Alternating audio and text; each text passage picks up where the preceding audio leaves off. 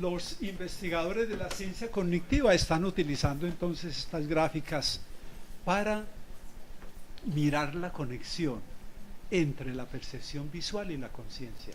Mire que ustedes ya descubrieron que realmente esto no son rostros. Miren que no. Ahí hay otras figuras que el cerebro empieza, digamos, a decodificar a medida que se fija más en la y que detalla más la figura. Pasemos a lo siguiente. Bueno, una pregunta. Enfocámelo. Está bien enfocadito, ¿no es cierto? Sí, sí. Bueno, a ver, ustedes, y quiero la participación, ojalá voluntaria, pero qué bueno que tuviéramos la participación. ¿Ustedes qué notan en esta persona? Les hago la primera pregunta. ¿Qué tipo de persona será este joven? ¿Qué futuro le espera? Miren cómo tiene la lengua, ¿sí? Tiene en la lengua una especie de ablación, como la lengua partida en dos. ¿Qué le espera cuando esté de más edad, digamos, a nivel del lenguaje?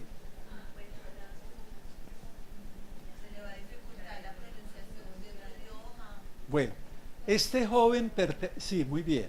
Este joven pertenece ¿a qué generación? A la mía, a la del doctor que está más joven, a la de Sofía que es muy joven también, a la de los jóvenes.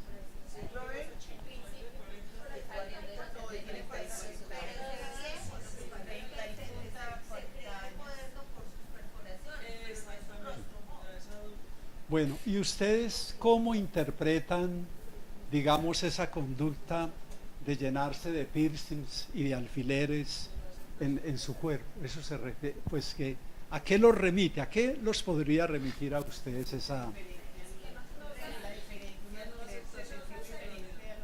Bueno, muy bien, esa es una buena participación, ¿sí? A autoafirmarse como diferente. ¿Cuál otra? Puede ser rebeldía. Y no duele, eso no duele, eso no. Bueno, eso significa que es una persona que está muy proclive, digamos, a sensaciones y emociones intensas. Bueno, muy bien. Pasemos a la siguiente. Ahora sí, miren. Esos ejercicios que hicimos de percepción, esos ejercicios, el ejercicio que hicimos, digamos, de las figuras paradójicas de Dalí, son el objeto de investigación de una ciencia cognitiva que se focaliza principalmente en las relaciones entre el sistema cerebro y mente. Yo prefiero hablar siempre no del cerebro solo, sino del sistema cerebro-mente. Por ejemplo, aquí tenemos las estructuras que se activaron durante la observación que ustedes hacían de esas figuras. Miren que cuando nosotros vemos algo, eso es sumamente complejo.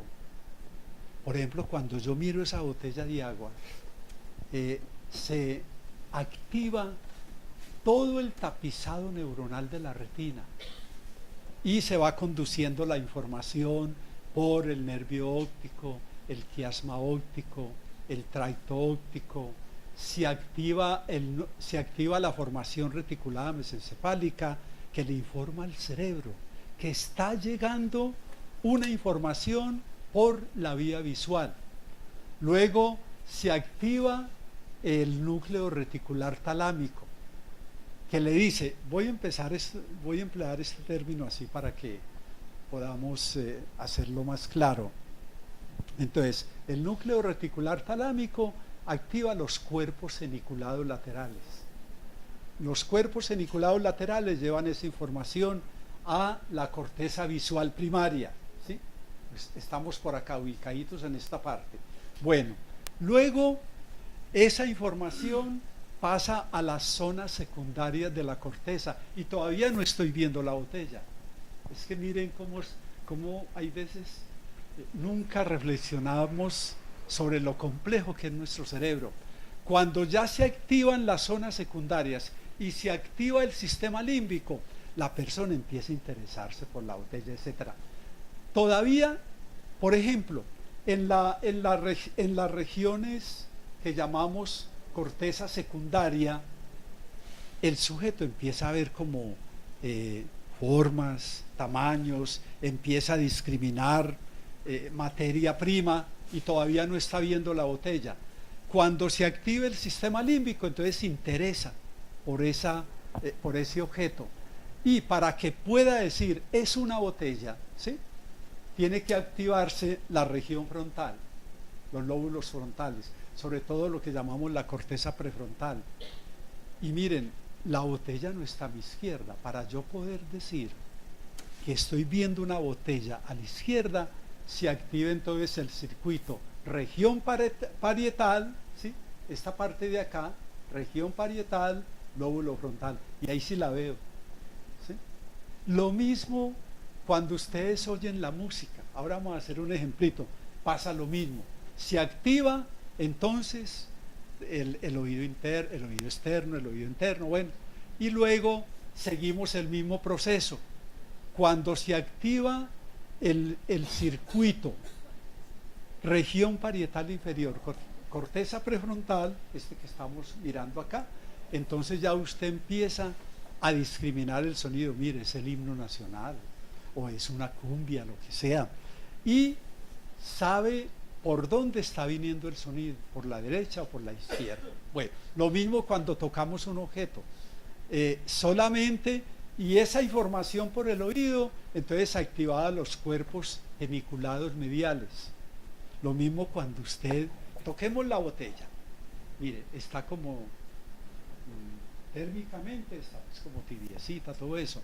Lo mismo, ya no entra una información ni por la visión ni por los oídos, se activa se activa entonces primero la formación mesencefálica y luego el complejo ventrovasal, y ya luego viene el otro circuito igualito, para que se den cuenta de la economía pues de nuestro hermoso cerebro. La siguiente, perdona. Bueno, miren esa que tan interesante. ¿Qué les quiero preguntar algo? ¿Qué emociones compartimos nosotros con los animales?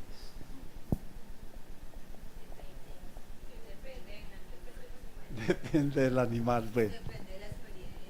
Bueno, muy bien. Pero sí hay emociones, por ejemplo, cuando los animales huyen del depredador, ¿qué emoción es esa?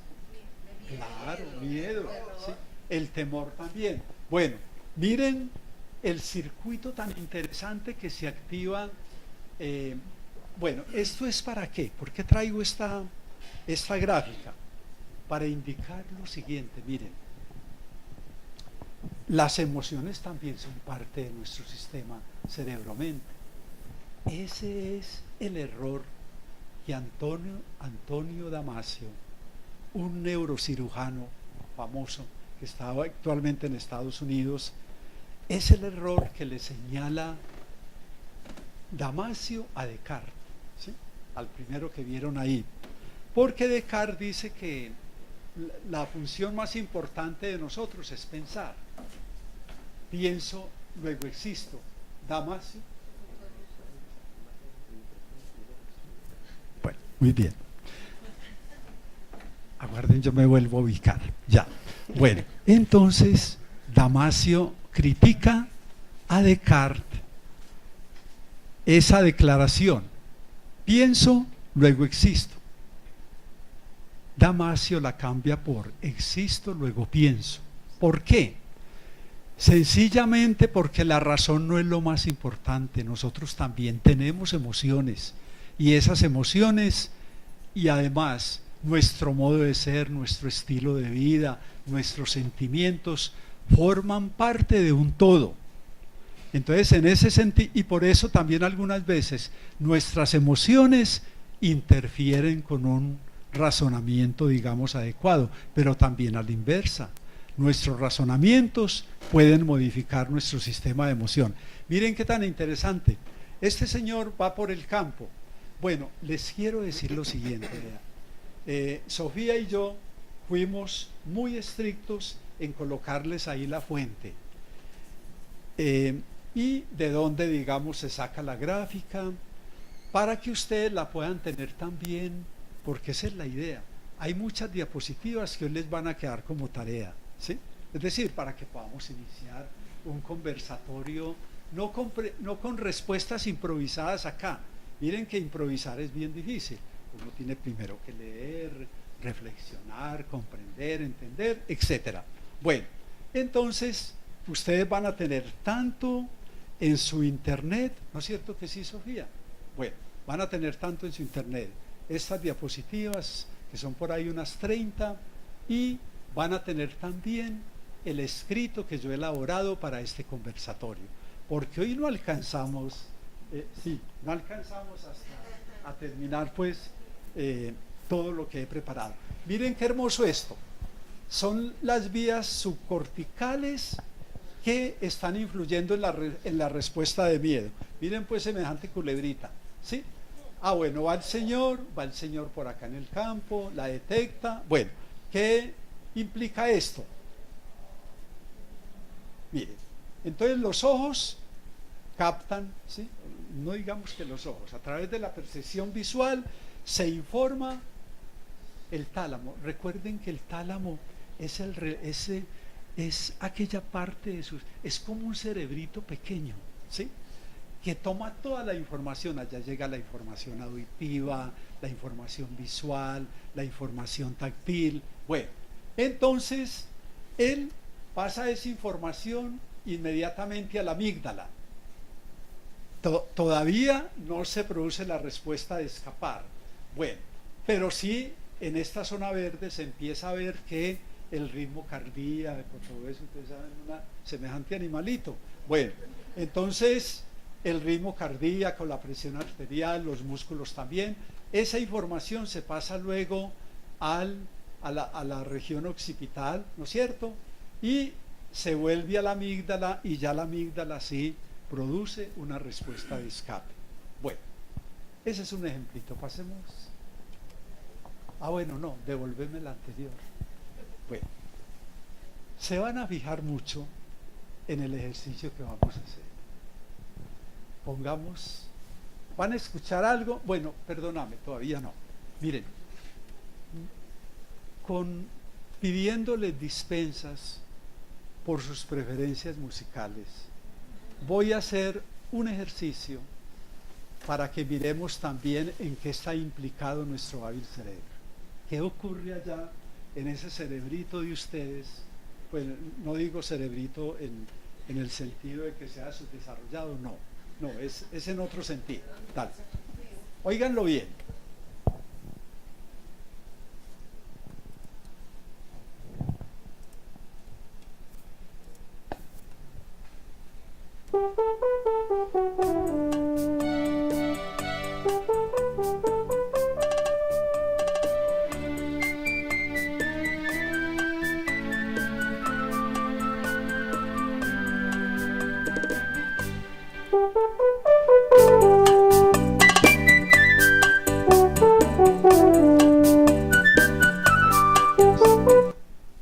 Bueno, ¿qué asociaciones concitan en su cerebro al oír esa melodía? Ojalá y yo hubiera podido traerles la melodía que les guste, que los hace y las hace vibrar, pero traje ese ejemplo, se me ocurrió ese ejemplo. Bueno, ¿quién quiere participar? A mí me trajo como una sensación de ternura, de calma, de todo, pues me transportó. Bueno. No por mi edad, sino por los Bueno. Mira, ¿y dónde sentiste en tu cuerpo la energía que generaban esas asociaciones? ¿En tu cerebro, en tu corazón, por aquí? Bueno, ¿dónde? como por acá, toda esta parte de Bueno, la cabecita. muy bien. Otra interpretación. Vea, muy interesante eso que estás, esa señal que nos estás enviando. Bueno, miren lo siguiente. Esta es otra habilidad de nuestro cerebro. Volvamos a a la diapositiva. Ah, sí, siempre se me olvida. Es que solo Ramón está acostumbrado a... Bueno, la que sigue. Sí. Conversatorio, número de educación.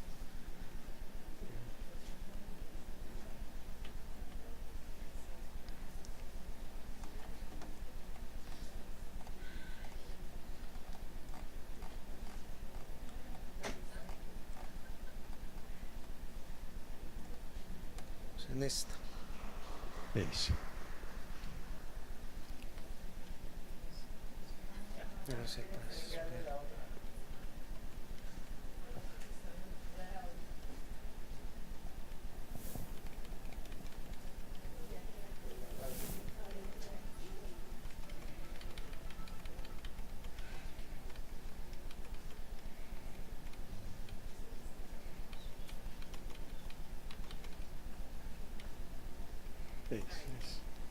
Seguí en orden y veréis que... Ahí. Bueno, la que sí. La que sí. Listo. Muy bien. Miren lo que ocurrió en su cerebro. Miren que se activan, perdóname, esa. A ver. Bueno, está bien. En el hemisferio derecho está bien. Mire, el hemisferio derecho capta básicamente los tonos y las melodías. Ahí sí hay una dominancia cerebral. Y luego pásame la anterior, que es otro, no. Entonces la que sigue. Bueno, y miren lo que ocurre en el hemisferio izquierdo. Ahí se activa un circuito muy importante que es sistema límbico, el cerebro que tiene que ver con nuestras emociones, región temporal, región parietal y región frontal. Es decir, miren, ¿a quién no le gusta la música? Meto que son poquitas, a no ser que uno tenga una amusia cerebral, donde digamos siente displacer al escuchar la música. Pero ¿a quién no le gusta la música? ¿Sí? Y algunos neuropsicólogos y científicos piensan que las mismas regiones cerebrales que controlan o que regulan la percepción placentera de la música también regulan la percepción placentera de los alimentos. De pronto encuentran ahí alguna asociación entre esa atracción por la música que tenemos casi todos los seres humanos. Bueno, pasemos a la siguiente. Claro que miren, esto lo vamos a explicar más adelante, porque llegará un momento en que nosotros vamos a profundizar en estos aspectos. Bueno, Sofía, esta me la puso Sofía donde no era, pero está bien. Mire, se refiere otra vez a esa relación de la amígdala con las demás partes del cerebro. Miren qué hermosura, ahí tenemos todo el sistema límbico y tenemos la corteza cerebral. Y tenemos obviamente la amígdala y el hipotálamo. Imagínense que la amígdala, eso tan pequeñito, tiene 13 núcleos. Y esos 13 núcleos tienen interacción con casi todas las partes del cerebro. La siguiente, Sofía. Bueno, muy bien. Voy a un momentico, voy a detenerme aquí un momentico, seguime pasando, y yo te digo cómo, esta era qué número, Sofía. Bueno, ahí la recordaré. Volvamos ahora, sigamos hacia adelante. Hacia adelante, Luis. Eso. No, pero no, sí, dale todo lo que más puedas. Ahora volvemos a ellas. Les van a quedar unas gráficas preciosas para que ustedes las puedan analizar. No, seguí. Donde tenemos es letras. Claro que ya vieron pues todo lo que, todas las sorpresas. Bueno, aquí sí. Bueno, miren. Entonces, todos esos ejemplos que hemos dado de percepción, esos ejemplos que hemos dado, digamos, de la música, etcétera, también las reflexiones que desencadenaban en ustedes esos análisis tan interesantes. Son entonces objeto de la investigación de lo que llamamos ciencia cognitiva. Miren, es muy importante que antes de que hablemos de neuroeducación, neurodidáctica, neuroderecho, neuroética, toda esa familia neuro, clarifiquemos bien cuáles son, digamos, las líneas de investigación. Entonces, ¿qué es la ciencia cognitiva? La ciencia cognitiva investiga, ¿sí?, todos los procesos, digamos, del sistema cerebro-mente involucrados en la percepción, involucrados en el lenguaje, involucrados en la emoción, etc. Y es una ciencia transdisciplinaria. ¿Qué significa transdisciplinaria? Mire, que se configura a partir de ¿qué? De la informática, de la lingüística, de la antropología, también de la psicología cognitiva, de las ciencias de la educación. Y ustedes dirán, ¿pero por qué? ¿Por qué tantas ciencias concurren en la ciencia cognitiva? Precisamente porque la complejidad del objeto de estudio, que se llama sistema cerebro-mente, necesita un horizonte panorámico de teorías y procedimientos para poder, digamos, inaugurarse como tal.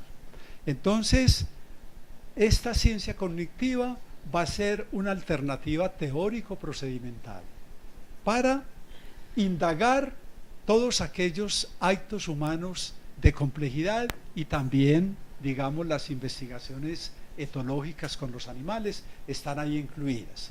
Bueno, ¿cuáles son esas líneas de investigación y cuáles son los criterios de supervivencia epistemológica?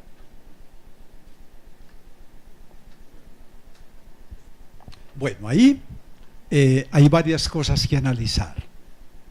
En primer lugar, tres son las líneas de investigación que surgen de la ciencia cognitiva, para que no nos confundamos. Y falta una ahí, pero la enunciaremos más adelante. Primero, la neurociencia cognitiva. ¿Qué investiga la neurociencia cognitiva? Es el estudio experimental de las relaciones cerebro-mente, sistema nervioso, tanto en los animales como en nosotros. Esa es la neurociencia cognitiva, ¿sí?, que es una línea, pues, de investigación de la ciencia cognitiva. Otra vez, es el estudio experimental de las relaciones cerebro-mente, sistema nervioso.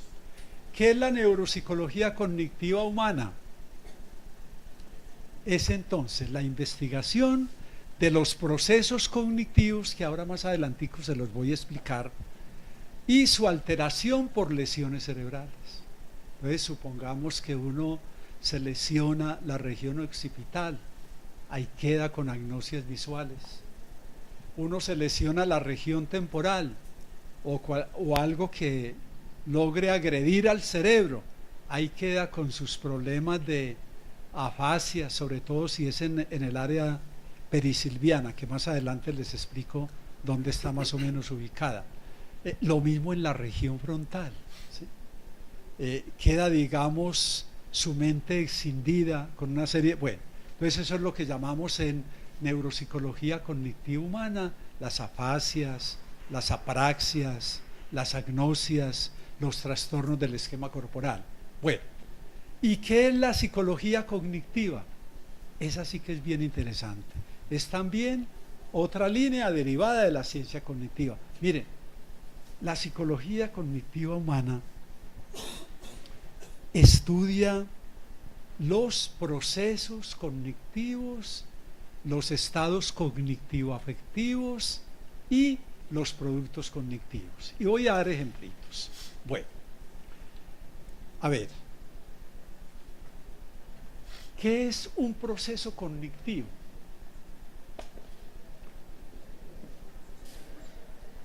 Necesito movilizarme un momentico hacia acá. Un ejercicio que se me ocurrió mientras oía al doctor Ramón. pero precisamente porque le estaba poniendo cuidado. Miren, entonces un proceso cognitivo es ¿qué? Un evento de secuencias deliberadas con una dirección, con un propósito y una duración determinada. Entonces miren un ejemplo bien interesante. ¿Cuántas lámparas contaron ustedes al entrar a este salón? Bueno, incluyendo esas dos. Bueno, hay 20 lámparas. Esa es la primera. Mire, lo que les voy a presentar sobre estos procesos cognitivos siguen un orden ontogenético en el niño. En nosotros ya no, porque yo me puedo devolver de la transferencia o de la inferencia o de la interpretación, me puedo devolver a la observación. Bueno, entonces miren que ahí tenemos la primera habilidad cognitiva, la observación, que es el direccionamiento metodológico de la percepción. Para yo poder observarte, tuve que entrar y empezar a contar, vea, 1, 2, yo no sé si yo me equivoqué, yo conté 20. Bueno, entonces es la direccionalidad metódica de la percepción. Y miren, cuando uno no observa, realmente puede desadaptarse bastante, ¿sí? No observen ustedes cuando van por la calle en esta ciudad tan insegura, y verán lo que les puede ocurrir. Uno tiene que observar a su alrededor. Bueno, viene otra pregunta. ¿Qué tipo de lámparas hay en este salón? Vea, si alcanzan a observar que unas tienen como, ¿cómo se llama, doctor? Luz de neón. Halógenas. Bueno, fluorescentes. Bueno, ¿qué más? Bueno, ¿cómo se llama esa habilidad? Mediante el cual, ve, hay lámparas diferentes. ¿Cómo se llama esa habilidad? Bueno, el discernimiento. Bueno, esa es la habilidad de la comparación. La comparación nos permite percibir las diferencias entre los objetos a partir de un atributo especial. Bueno, muy bien. Otra pregunta. ¿Cómo están dispuestas las sillas en este salón? A ver, ¿están dispuestas en filas, en columnas? ¿En filas de a cuánto? Más o menos de a cuántas. Bueno, muy bien. ¿Qué habilidad es esa? El ordenamiento, ¿sí? Entonces tenemos observación. Miren el orden. Si yo no observo, no puedo comparar. Si no observo y no comparo, no puedo ordenar, ¿sí? Bueno, ¿qué tipos de seres estamos habitando el salón en este momento? ¿Qué tipos de seres? De seres. Cuando hablo ser, me estoy refiriendo a ¿qué? A objetos inanimados y también a personas, ¿sí? Bueno, ¿qué habilidad es esa? Entonces aquí, a ver, si aquí hiciéramos una, si pudiéramos catalogar, ¿qué seres hay? Hay seres inanimados, hay personas, ¿qué más hay? Bienes muebles. Sí, muy bien. ¿Y qué más? Estos aparatos que nos permiten. Tecnología. Bueno, tecnología. Bueno, esa es otra habilidad que sigue luego de haber observado, comparado, ordenado, en la clasificación, ¿sí? Es otro evento pues cognitivo muy importante. Bueno, muy bien.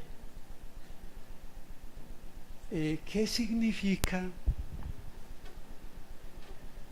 o qué representa lo que voy a alumbrar con el... ¿Qué representa? ¿Qué significa? Muy bien. Ahí está el ser de la universidad. Muy bien. Es decir, esa es ¿qué? La representación, ¿sí?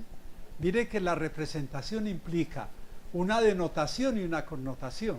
Denotación es un escudo, pero connotación es nuestra universidad y la de ustedes, sobre todo la de ustedes. Bueno, también fue mía. Seguirá siendo esto.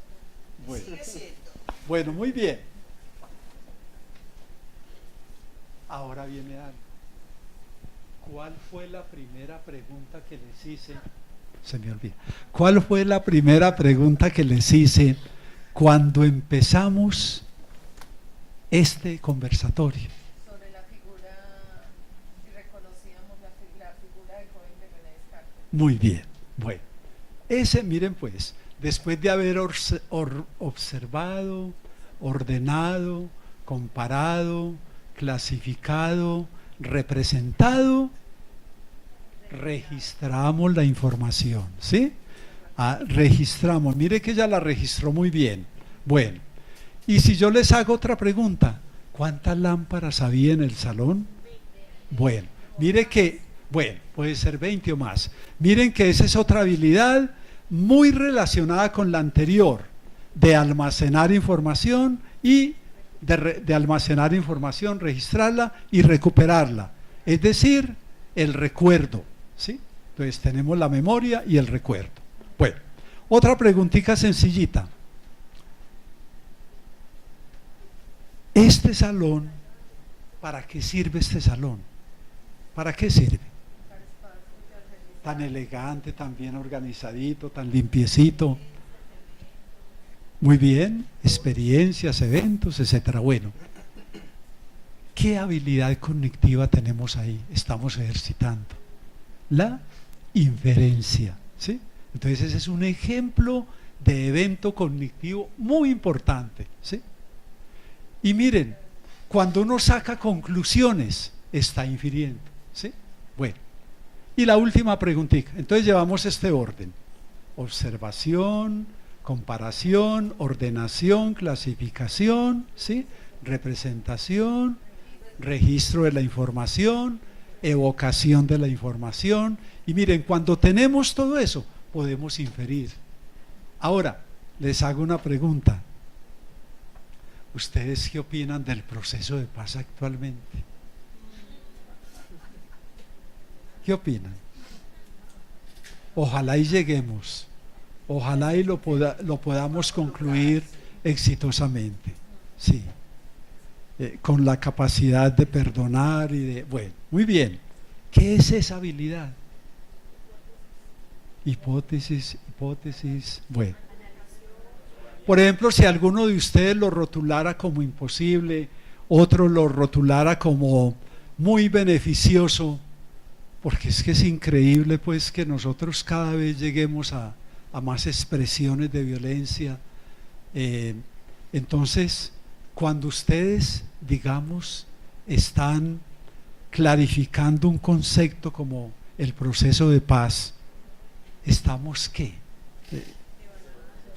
Muy bien, evaluando, interpretando y evaluando. Entonces miren los 10 procesos cognitivos que investiga la neuropsicología, sí, la psicología cognitiva humana, ¿sí? Y en ese orden, oigan bien, lo hemos encontrado en los niños.